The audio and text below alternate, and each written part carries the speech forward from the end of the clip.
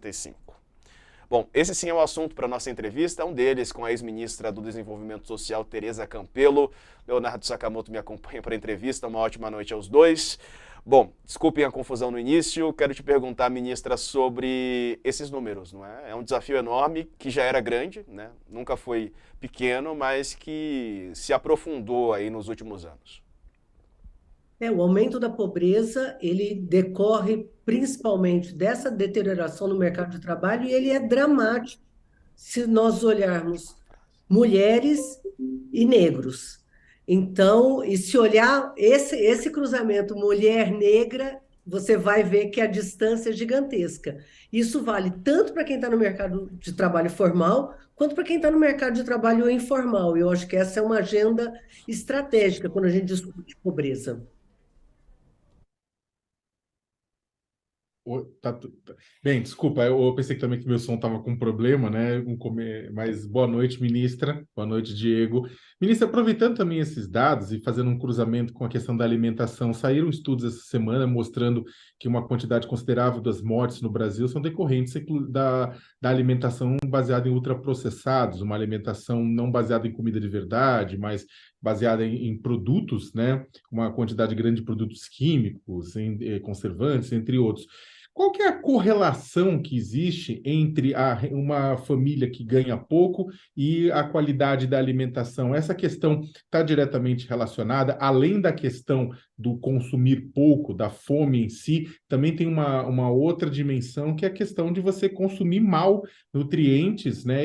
Ou seja, tem uma pobreza escondida aí que tem uma relação com os mais pobres, não é?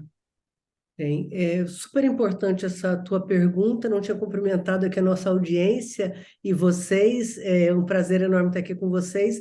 É muito importante esse detalhe, porque a gente discute muito a pobreza, essa pobreza e a fome que a gente enxerga, e hoje tem uma parte da fome que a gente sabe que é uma fome oculta, né? As pessoas não parecem famintas, né? Porque você olha e fala, bom, essa pessoa não está magérrima, e no entanto, ela está em situação de fome, está em situação de má alimentação, porque come mal, né? A pessoa tem pouco recurso, não tem, inclusive, muitos não têm nem como cozinhar, né, Leonardo? Não tem dinheiro para comprar gás.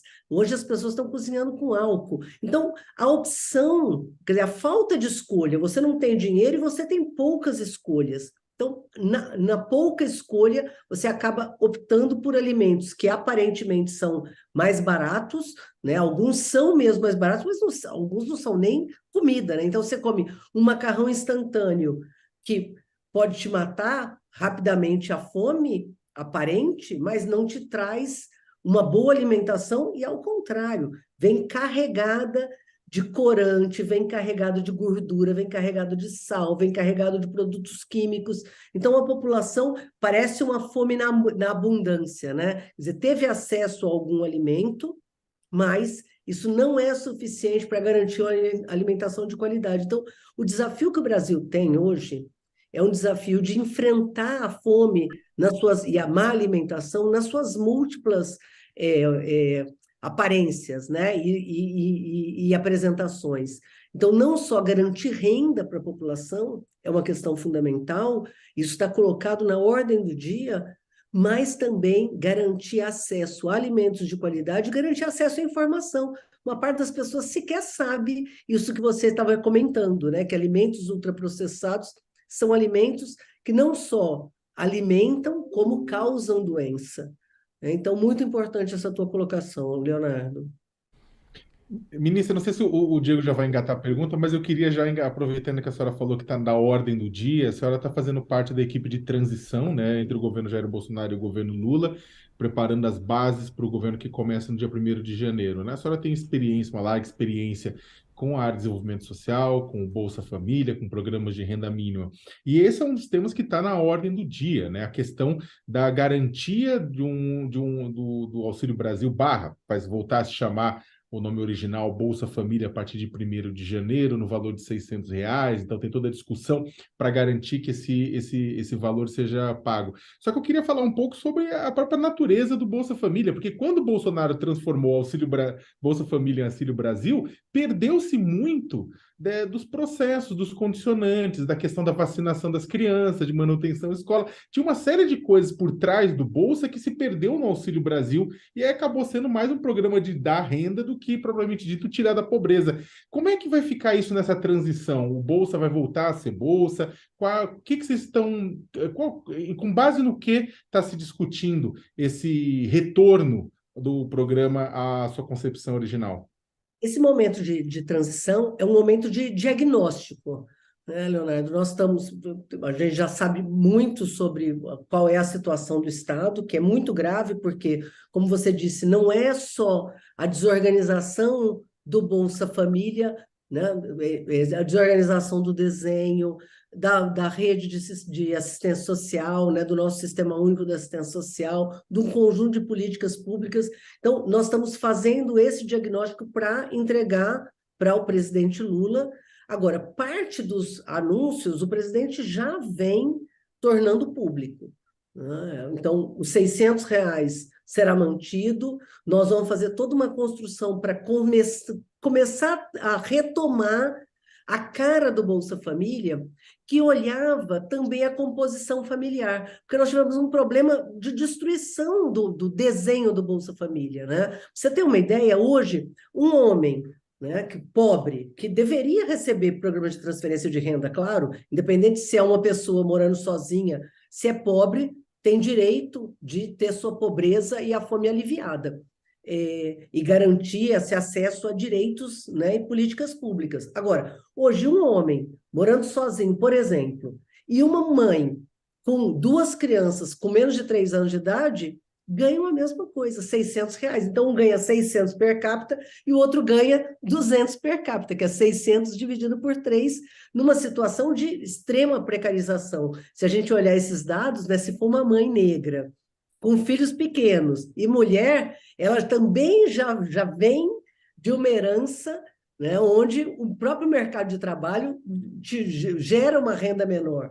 Então, nós precisamos retomar esse desenho, garantir mais equidade. Agora, isso não pode ser feito de sopetão, como o governo Bolsonaro fez. Trata a política social, muda aqui uma coisa, e no mês seguinte muda outra. Esse vai e vem, causando instabilidade, desorganizando as políticas públicas, ele é muito ruim. A insegurança alimentar tem a ver com isso. Eu não sei se vai se manter ou não, por isso nós estamos fazendo questão de chegar com essa informação. O 600 está mantido, nós não vamos fazer alterações bruscas, o presidente vai assumir, chamar prefeitos, chamar a rede de assistência social, conversar com a sociedade para retomar esse processo de reconstrução do Bolsa Família, seja do ponto de vista da equidade, olhando a composição. Agora, as condicionalidades nós vamos retomar imediatamente, né, garantir, e aí aproveitando para falar um pouco disso, tem muita gente que acha que a condicionalidade é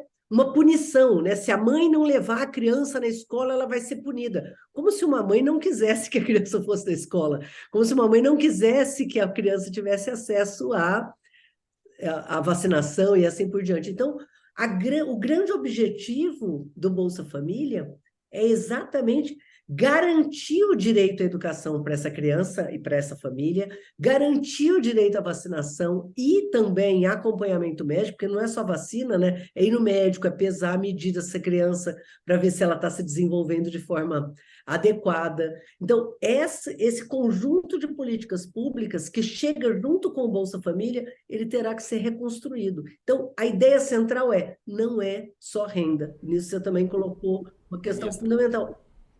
Pois não? Não, eu ia te fazer uma pergunta sobre isso. A senhora falou que esse é um momento de diagnóstico. Com as informações que a senhora já colheu, qual que é o saldo deixado pelo atual governo nas políticas sociais?